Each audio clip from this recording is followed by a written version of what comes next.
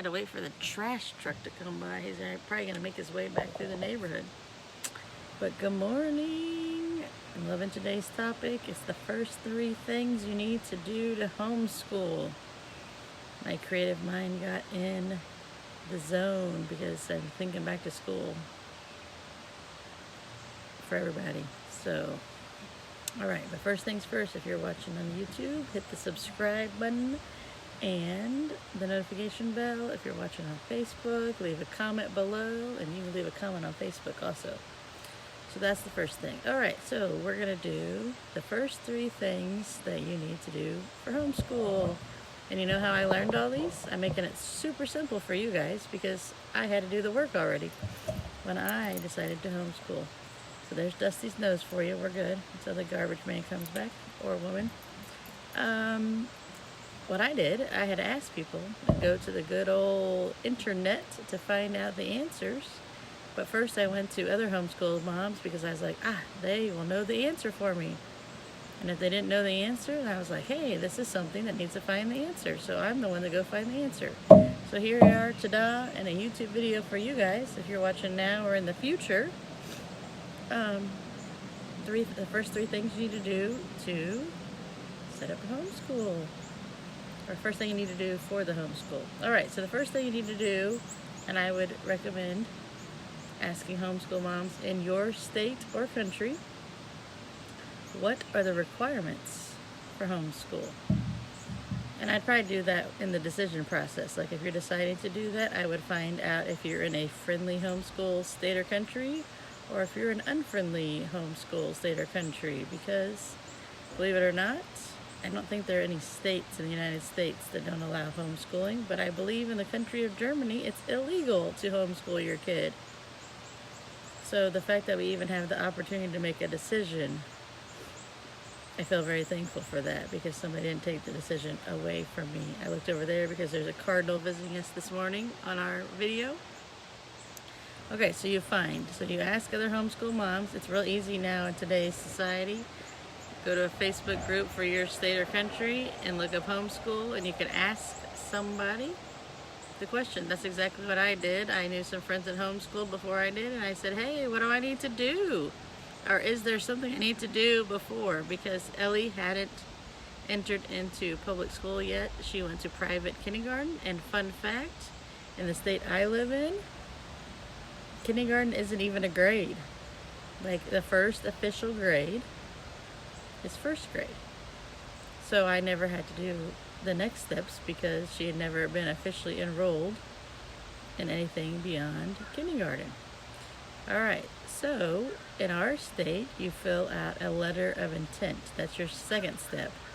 You fill out a letter of intent, and I did a quick Google search. It seems like most other states are like that. I'm sure other countries are like that too. There's some way that you need to make a proclamation that your kid is going to be homeschooling. In our state, it's so hard to fill out. It's literally your children's names, their ages, you electronically sign it now, and you date it. I think at one time it was optional for a phone number. My belief on optional things, if they made it optional, they don't need it. So that's how hard it is. I was being very facetious on how hard it is to do it. And then you fill out a date range that your kids are going to homeschool. So another homeschool mom was real smart and told me, I put down all 365 days of the year. So like ours starts in August here. So I will put from August 1st all the way to July 31st. Because I need to get 180 days of 4.5 hours of schooling sometime in that 365 days. Or if it's leap year, you get 366 days to get your 180 days in. So that was a good tip. I was like, that is something I need to know. Because there's no need trying to cram it through September and May if I don't want to. Like if we want to take off December, let's take off December. We're doing things over the summer here that are still counting for school of last year. So that. And in some states, they require you to keep record keeping, like you just put your lesson plan down or you put what you did for the day, and you could just get a simple little notebook or one of those teacher planners and write your stuff down if you're one of those states.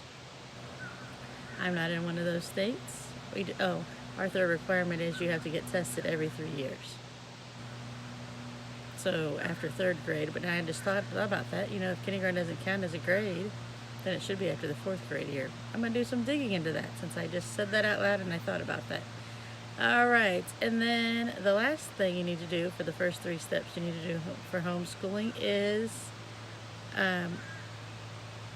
put your letter of intent in first, and then you need to go take your kid out of school. So if they've already been there, because there's lots of people that decide anywhere between now and 12th grade that it's time to get out of school and start homeschooling at home. So you just unenroll your kid from school. And I believe my state is you take your letter of intent, or you give them a copy to the school and tell them that you're unenrolling your kid, and they might have you fill out a form for that, and that's what you do. So that's the first 3 things you need to know. People always ask me, how do you do this? I was like, it's very simple. Like, it's very simple. Like, that was 3 things to do, and you're ready to homeschool. And if you watch my deschooling video, then you'll know that that's the next step you do, is you're going to deschool your kid. So it's very bite-sized little pieces. Like Ellie always says, 1 step at a time. Or if you want to quote Anna from Frozen 2, the next right thing. So your next right thing is these 3 steps, and that's it. So if you want to hang out with some more great people, I would get into our Heart-Centered Advocacy group, where we're talking about all things advocating for our kids. And we can join our 7-day challenge. It's the 7 steps to advocating, made simple. Really simple. That's my job. I make things hard. I make hard things very simple. And I also tell you things that other people won't tell you. So I will see you guys tomorrow on your video. Good morning, Debbie. Good morning, Denise. It's all the D's on today. I will see you guys tomorrow on the video. Nope, I won't see you tomorrow. Tomorrow's the weekend. So I will see you guys on Monday.